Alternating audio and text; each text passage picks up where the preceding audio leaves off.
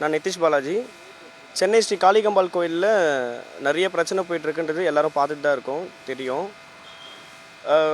கார்த்திக் முக்கியமான ஒரு குற்றவாளி. அவரை வந்து ஃபுல்லாகவே சேவ் பண்ணி வைக்கக்கூடிய காளிதாஸ் அவர் தான் நல்லா பேக்ரவுண்ட் ரொம்ப சப்போர்ட் பண்ணுறாரு. காளிதாஸை கம்பல்சரி நடவடிக்கை எடுக்கணும். அவர் பேக்ரவுண்டில் பார்த்தீங்கன்னாக்கா பொலிட்டிக்கல் சப்போர்ட் நிறையா இருக்க தொட்டு இன்னும் வரைக்கும் காளிகம்பாள் கோயிலில் டெய்லி வந்து பூஜை பண்ணிட்டு தான் இருக்கார். அது இமீடியட்டாக ஸ்டாப் பண்ணணும். இப்போ இருக்க அறங்காவலர் மேலேயும் இமீடியட்டாக ஆக்ஷன்ஸ் எடுக்கணும். இப்போ இருக்க அறங்காவலர் மேலே கம்பல்சரி ஆக்ஷன் எடுக்கணும். இதுக்கு முன்னாடி இருந்தவங்க மேலேயும் ஆக்ஷன்ஸ் கண்டிப்பாக கம்பல்சரி எடுத்தே ஆகணும். காளிதாஸை இமீடியட்டாக அரெஸ்ட் பண்ணணுங்க.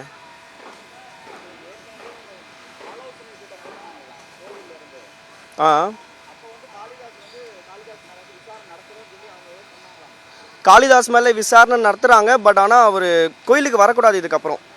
ஏன் அப்படி சொல்கிறேன்னாக்கா, மெயின் குற்றவாளி அவர் தான். இப்போ கார்த்திகை சேவ் பண்ணி வைக்கிறதும் அவர் தான். அது எல்லாருக்குமே தெரியும், கோயிலில் தெரியும். தெரிஞ்சிருந்தும் அவர் ரொம்ப ஒரு பொலிட்டிக்கல் சப்போர்ட்டில் இன்ஃப்ளூயன்ஸ் ரொம்ப யூஸ் பண்ணி வெளியே வராரு.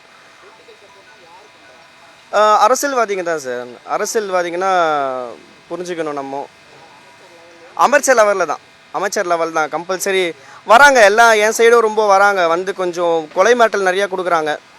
அது நல்லா ப்ரூவாக இருக்குது.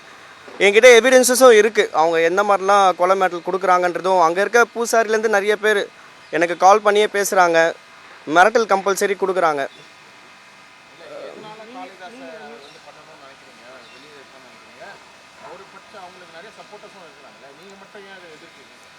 சார், கோயிலில் வந்து பார்த்திங்கன்னா நிறைய விஷயங்கள் வந்து தப்பு தண்டா பண்ணியிருக்காரு. கோயிலுக்கு வராமையே அட்டண்டன்ஸ் போடுறாங்க. சரி, கோயிலுக்கு வராமையே அட்டண்டன்ஸ் நிறையா போடுறாங்க. ஃபார் எக்ஸாம்பிள் சிம்பிளாக ஒரே விஷயம் சொல்கிறேன் கேளுங்க, இதிலே பார்த்துக்கோங்க. காளிதாஸ் வீட்டுக்கு கரண்ட் ஆஃப் ஆகிடுச்சுன்னா ஸ்ட்ரெயிட்டாக கோயிலேருந்து ஜென்ரேட்டர் போகுது. யார் இபி சப்ளை கொடுத்தா? அந்த ரூல்ஸ் எப்படி இருக்குது? அறங்காவலர் அப்போ என்ன பண்ணிகிட்ருக்காங்க? இதுக்கு முன்னாடி இருக்க அறங்காவலர் என்ன பண்ணிகிட்ருக்காங்க? இப்போ இருக்கவங்க என்ன பண்ணிகிட்ருக்காங்க? இஎம்எஸ் மோகனுடைய டீம், ஸ்ரீனிவாசன்ஸ், ரமேஷ், அங்கே உள்ளே இருக்க ஸ்டாஃப்ஸ் எல்லாருமே என்னை அடிக்க வந்து குகன் மேலே எஃப்ஐஆர் ஃபைல் பண்ணியிருக்கு. சிஎஸ்ஓ காப்பி தான் போட்டிருக்கு. எஃப்ஐஆரும் அவங்க மேலே ஃபைல் பண்ண முடியாதுன்னு சொல்லியிருக்காங்க. இருக்கிற ஃபுட்டேஜஸ்லாம் இன்னும் கொடுக்க மாட்றாங்க. ஏன் கொடுக்க மாட்றாங்க? போலீஸ் ஸ்டேஷனில் ஏன் கொடுக்க மாட்றாங்க? நாங்கள் கேட்குறோம், அவங்க கொடுக்க மாட்றாங்க. சொல்லுங்கள் சார். நீங்கள் கமிட்டிலேயே இல்லை, தனிப்பட்ட நபர் அப்படின்னு சொல்லி அவர் உங்கள் மேலே ஒரு கம்ப்ளைண்ட் ஒன்று கொடுத்துருக்காரு. நீங்கள் தனிப்பட்ட நபர், கமிட்டியில் நீங்கள் உறுப்பினர் சொல்லி கம்ப்ளைண்ட் கொடுத்தீங்க. ஆனால் உறுப்பினரே இல்லை, அவர் ஒரு தனிப்பட்ட நபர், எங்களை மிரட்டும் தொழிலில் வந்து செயல்படுறார். சார், நான் வந்து அப்படிலாம் இல்லை சார். நான் வந்து ஓட்டு போட்டிருக்கேன், சரிங்களா? நான் அந்த ஜாதி சேர்ந்தவன் தான். நான் ஓட்டு போட்டிருக்கேன், உரிமையாக நான் கேட்குறேன். என்னால் கேட்க முடியும், ரைட்ஸ் இருக்குது எனக்கு, சரிங்களா? அதுக்குன்ட்டு அவங்க மேலே எவ்வளோ ஃபைல் பண்ணியிருக்கு, அதெல்லாம் நம்ம கொண்டு வரணும் வெளியே.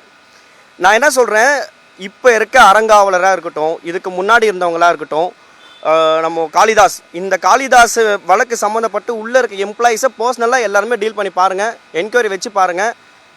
விஷயம் அப்போ தான் தெரியும். ஒரு எம்ப்ளாய்க்குமே கண்டிப்பாக விசாரிக்கணும் சார். இது ஒரு பெரிய லெவலில் போயிட்டுருக்கு.